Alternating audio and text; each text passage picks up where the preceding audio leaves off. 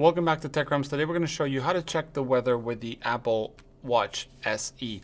In this case, all we have to do is tap here. Depending on the watch face, we can go directly. I have a little widget here with the snowflake and it'll take us to where we are.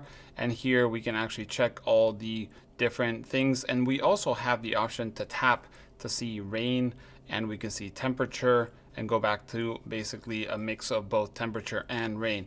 And we can even go backwards towards the city, clicking here and see different locations. Let's say we want to see Miami, Florida. We can check here. Once again, click, click, click. You can also see air quality, UV index, wind speed, and the weather for the next following days.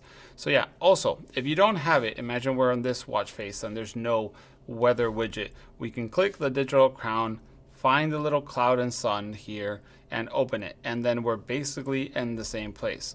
We basically can go to this one and we can check it and see what we want about the weather. So yeah, that's how you check the weather on the Apple Watch SE. If you have any questions, let us know in the comments below. Thanks for watching. See you in the next one. Bye.